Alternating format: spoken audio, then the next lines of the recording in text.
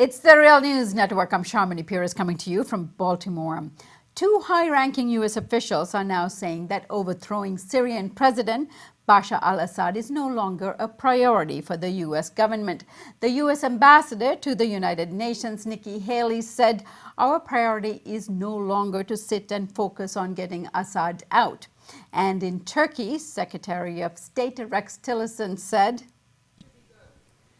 I think the status and the longer term status of President Assad will be decided by the Syrian people. Now, we should note that U.S. policy for many years has not called on an all-out war or a campaign of regime change, but rather has insisted on Assad's eventual departure.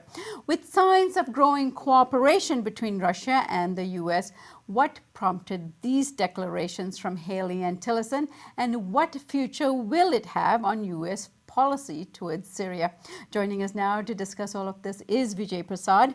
Vijay is the George and Martha Kellner Chair in South Asian History and Professor of International Studies at Trinity College. He's the author of 20 books, including The Death of the Nation and the Future of the Arab Revolution.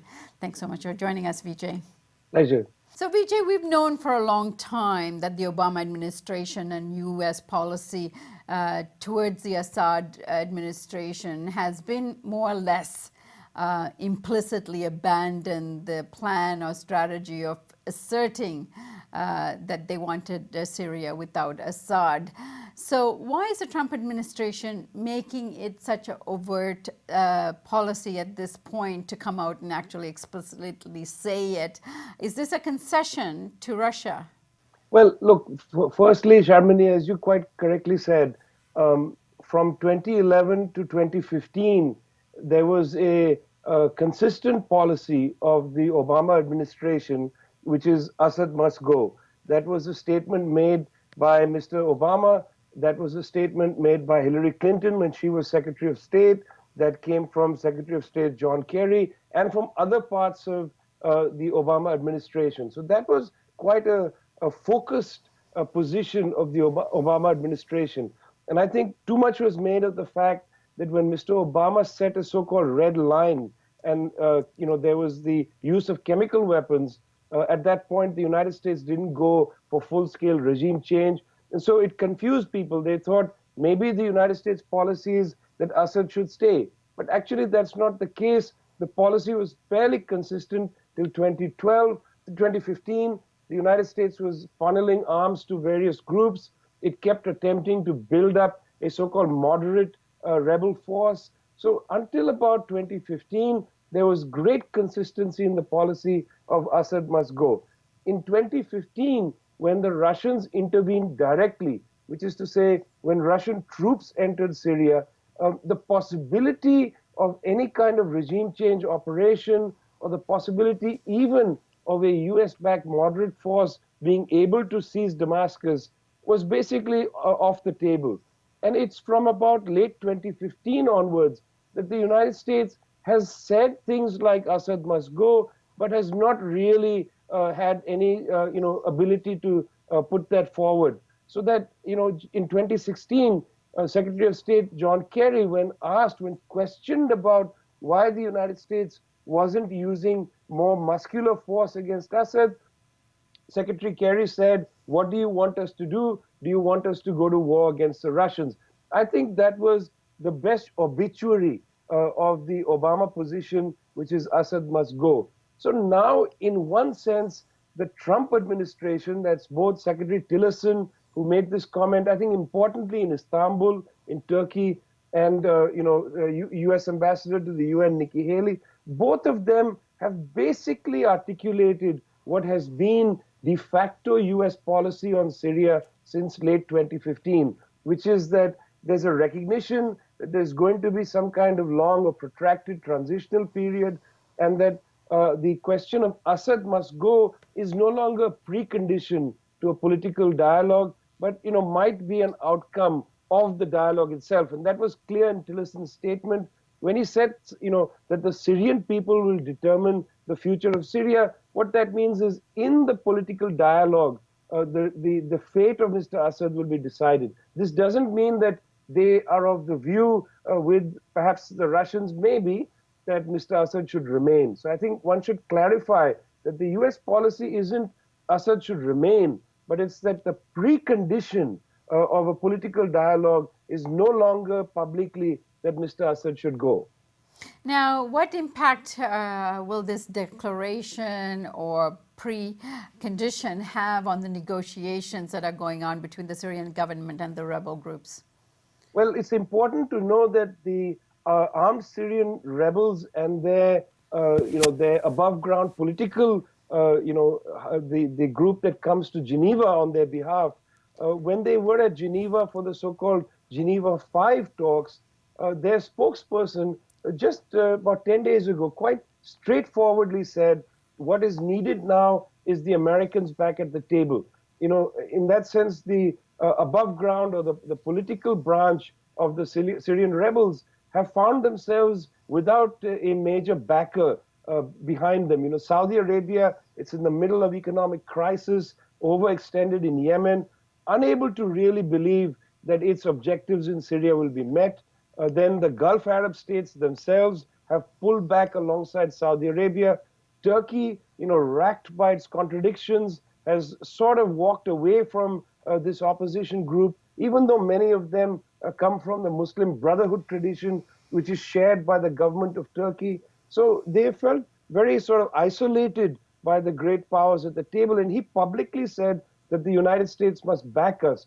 So now I think this statement from the Trump administration is a direct reply to Mohammed Sabra, who made these comments at Geneva 5. I mean, they basically said, we're not going to have your back. You are entirely isolated, which is going to put pressure on them when the next round of conversations take place, whether they will go indeed to Kazakhstan, to Astana, to have the conversation which is brokered by Turkey, Iran, and Russia, or when they return to Geneva, whether they'll have perhaps a more conciliatory position. I think, but Shamini, it's important here to see that sadly this is going to just make the government in Damascus feel like it doesn't need to negotiate at all with them because they are entirely isolated. I think this is an error. I think Damascus should take the high road here and see this as an opening to expand some of their dialogue with this section of the armed opposition.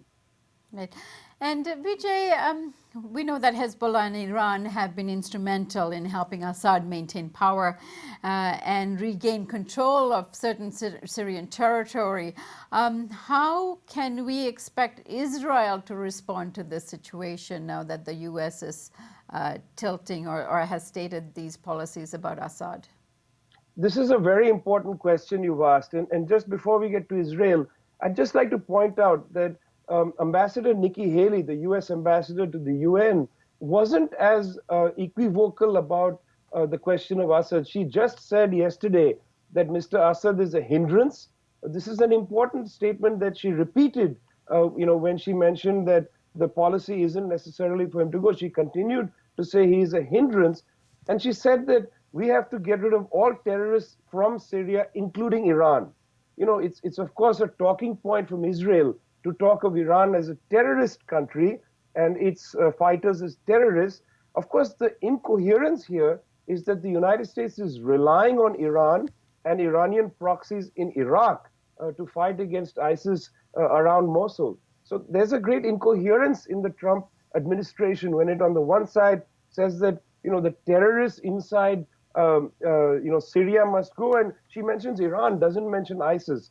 I found that quite interesting and bewildering at the same time. Should be said that she had just come off the stage from the APAC meeting in Washington, D.C., where she said, we're going to not allow Israel bashing to happen any longer. So this might have been part of that flavor where this anti-Iranian thing, was at the tip of her tongue, and that's why she had to say it.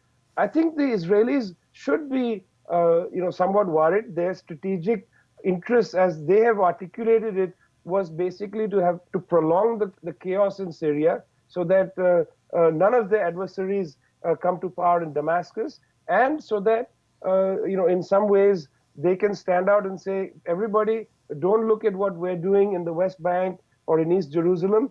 you should concentrate on Syria. I mean, I think that they should worry about this a little from their own standpoint. On the other side of it, I think for the region, it's very important for people to recognize, whatever their political standpoint, that peace in Syria has to be a priority. And if this move by the Trump administration, which is really a move by the American establishment to recognize the reality that has been there since September of 2015, if this is going to facilitate peacemaking in the region, I think that's all for the better. All right, and Vijay, just to finally, can you give us some sense or further sense of how the Gulf countries are responding to this?